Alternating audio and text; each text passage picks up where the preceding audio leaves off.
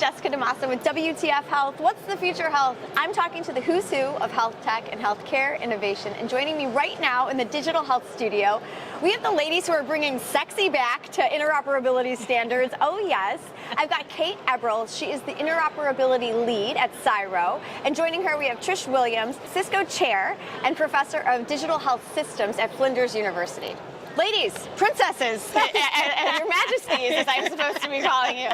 So I'm catching up with you on what's going on in the latest with interoperability standards, which some people might at home be rolling their eyes because the latest, just keeps going for like the last 30 years. So start us off, Kate. Tell us, what's going on right now. What's top of mind? What's the very latest in the interoperability saga we've been living here in health IT? Well, for 20 years, it has been a long time, but standards are back. Oh, okay. Oh, they're back. Standards are back. Standards are definitely back again. And in the plenary session this morning, we saw Daniel McCabe and Amanda Cattermole representing the Digital Health Agency and the Federal Health Department really clearly putting standards on the agenda and talking about the digital health strategy and the plan that underpins it and how standards are fundamental to that. And the investment that's actually happening, investment to CSIRO over the next 2 years to really work with the community across Australia, consumers, clinicians, industry and government coming together to build the foundation standards on fire to take us forward. All right. Why are standards back, Trish? Like, why are we back here again? Well, I didn't realize that they were like not trending, but I guess like they're back, just like big earrings and silky dresses. So where are we at? Why is this back in the conversation right now? I think it never really went away, but it's much more back in the spotlight now because we realise that without being able to pull all the standards organisations together, that we're not going to get very far because a lot of organisations, and we put some standards in and then things get changed, and there's a lot of us who have been unfortunately working in it for 20 years or so or more, even though I'm only 27. You're a genius. Child prodigy. And so I think it's just becoming more acknowledged that we need to work together, not just better, because everybody's been working together well, but just pulling it all together and getting government as well much more interested in realising that this is what they need to do. So the vibe I keep getting is that government is like, oh, hi, standards conversation, and like they're much more engaged than they've ever been before. Yeah. And I'm sure a lot of that had to do with COVID. Bringing this newly engaged, let's say, group along into the standards conversation and seeing how standards are starting to also bleed into health policy. Yeah. Talk to me a little bit about how those lines are blurring and some of the key issues that are, emerging in that murkiness. Kate, go ahead.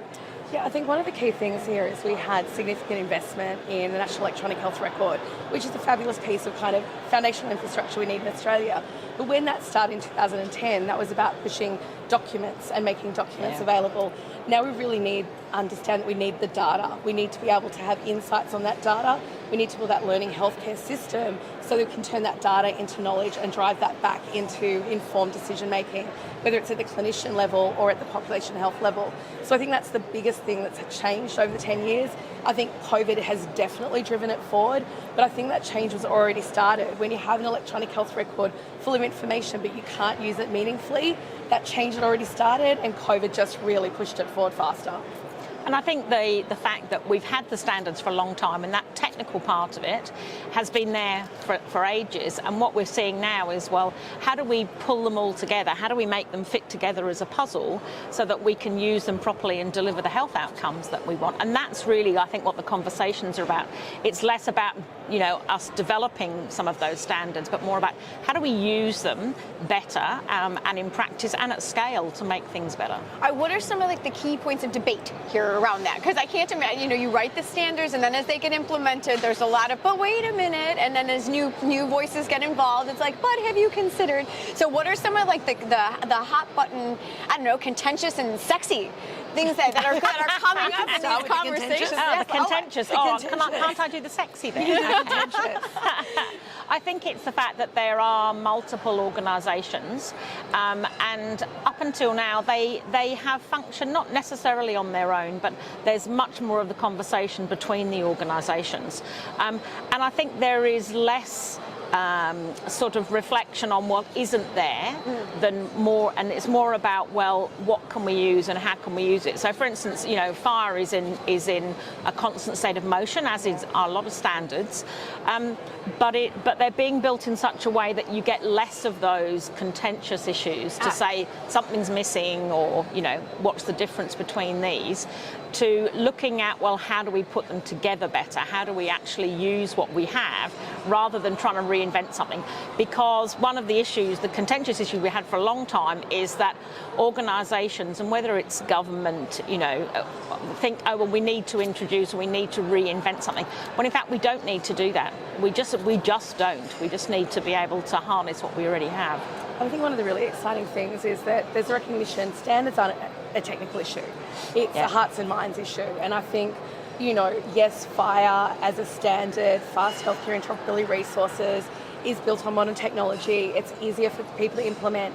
But it's not just that that's made it take off. It's about the power of the community. It's about people coming together. It's about making sure that this is about iteratively testing and validating all along the journey. And it's not a let's build the standard and they will come. It's let's build it together and arrive at the same place together. Yeah. And that's the really big difference. And that's what's exciting and what's sexy about what's happening right now.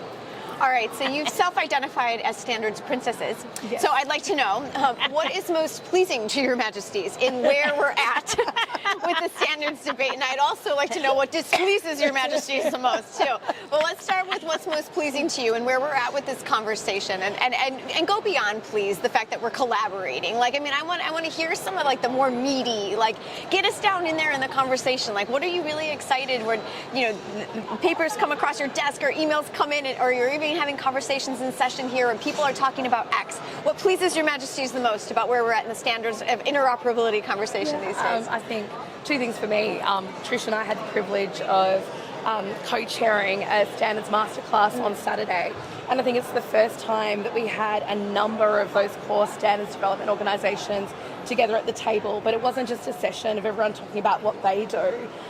We built a case study around chronic disease, or actually not chronic disease surveillance, actually around a novel virus surveillance, and each of the standards organisations talked about their role that they play in actually setting up a surveillance system in a country. Oh, cool. And so to actually work together, communicate together, and demonstrate how each of us have a role. And there's a plenary session closing out today called Interoperability as a Team Sport. And I think that's a fabulous name of the plenary. It's absolutely what this is about. So that's what's pleasing me, is it's a recognition that it's actually not just it's standards development organisations coming together. It's coming together within our communities, within our countries. And the really exciting thing is the number of conversations I've been having with people around the world around how we're talking about how we can share information globally as well. And so it's not even trying to solve our little problem here. It's us globally, collectively saying information needs to be in the hands of the consumer. No matter where we travel in the world, that information should be available to us and our care team, wherever that may be. Got it. I love that. Trish? And I think for me, following on from Kate, the session, the workshop at the weekend in the masterclass, was that there was so many people who gave us a response back to say, now I really understand where things are, how to fit them together, even how to apply them. Because of this, you know, the use case that we had, there was something that people could really understand, rather than saying, well, you know, you're going to need to use this standard and this standard. So it brought it to a different level. And I think the other thing, the collegiality and the fact that, you know, a lot of the people who are presenting are very comfortable with each other, probably a bit too comfortable, but very comfortable with each other. And people felt, you know, welcome in the room, but also comfortable enough to ask questions that they thought, well, I don't really know this, but I'll ask it anyway. And that really helped those 2 days in that masterclass get, I think, something for everybody from that particular event. Well, you can get real. All right, so let's absolutely. get real and find out, like, what really, you know, ticks you off that we're still talking about in this interoperability. And I have to ask that. And thank you. I feel like I can with you ladies creating this safe space here. But I mean, this has been a long conversation for decades now. And so I know there are people who are angry and who are frustrated, more frustrated, just that we keep going over the same things. So I'd love to hear from you. What's frustrating with this interoperability conversation still today? I think it's that it varies across the world. So, you know, the different standards. So my area is security, which of course is the most important area of all of the standards. And people who don't understand that, that's my beef. But the fact that, you know, we have the ability to do some quite granular things, but different countries and different systems do them to a greater or lesser extent. So, in fact, the US has been able to put a lot of those things in place better than we have here, but in Australia we're getting now to more granularity, like you know, my health record being able to have atomic data, and that's the sort of thing we need. We need the systems as well to move on, as you know, and use the things that we have already. But that really will push it forward. No, I love that, and we need the systems themselves to move on. Stop talking about this. All right, Kate, you can't get out of this one. No, I think it's the fact that people still think that standards kill innovation. And I think standards enable innovation. And one of, again, the most exciting things to come out of things like fire is how you can still have whole of enterprise platforms, but you can still allow clinicians to innovate and consumers to build best of breed applications that can use those standards to hook into that. So I get really frustrated when people say it kills innovation or industry's not ready yet. Industry is there waiting to go. Industry is trying to make it happen, and we need to make sure at the policy levels that we enable it. So that's where I get angry. All right. Well, thanks for sharing that. I love it. I hope you feel this is cathartic in addition to... I don't often get angry. No. I'm the positive one in the team. I love it. I love it. But no, that's a good reason to be frustrated, I think, because I agree with you. I don't think that. I had once in a creative role heard, you know, the constraints around creativity are actually improve creativity. So, you know, I think you're right on that. All right, let's wrap this up with this. I want to find out, you know, the one big thing on the to-do list for like the next 2 years, let's say, when it comes to both of your roles. And so, I mean, I'm curious about like what, you know, what's next. You know, you head back home and you're getting ready to do your work, taking with you all the information that you've gleaned here and looking ahead. I mean, what's number one on your to-do list? Number one on my to-do list is we have to stand up a national accelerator. Oh, so we're that's cool. So we're standing up a national fire accelerator on behalf of the Digital Health Agency, the Federal Health Department, CSIRO and HL7 Australia. So I have a big 2 years with a very large team to actually build what I'm saying is going to be the best accelerator outside of the US. And we're going to have the largest fire community outside of the US. What I love about you guys is how humble we really are. We're going to make it happen. The biggest fire community outside of the US. I love it. Set the bar high, and that's what I'm aiming for. Okay, that's wonderful. I'll have to check in with you and see how this is going. The kingdom is growing. Trish, what about you? What's on the number one on the to-do list back home? Increase my cupboard of boutique gin. Oh, perfect. First of all, and then secondly, you know, furthering the work that I do in cybersecurity, in healthcare, particularly around connection with medical devices, and I'm doing a large bit of work around zero trust, or the approach called zero trust to security for, you know, mainly for large health organisations. And one of the things that is very important to me is how do we make things practical? You know, cybersecurity gets a bad rap a lot of the time because it interrupts everything. But in fact, what we want it to do is integrate into workflow, so it is sort of seamless and also transparent. And so that'll be a lot of my work over the next couple of years. Exciting stuff, you guys. I can't wait to check in with you already down the road. The princesses, I love them.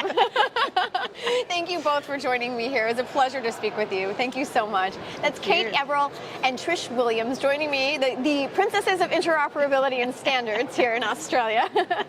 For more interviews with the people who are changing the way that we do healthcare, you can head on over to my YouTube channel. It's youtube.com/WTF Health. I'm Jessica DeMassa. I've been made an honorary visiting princess by these two. So happy to report to you here from the Digital Health Studio. Thank you so much for joining us.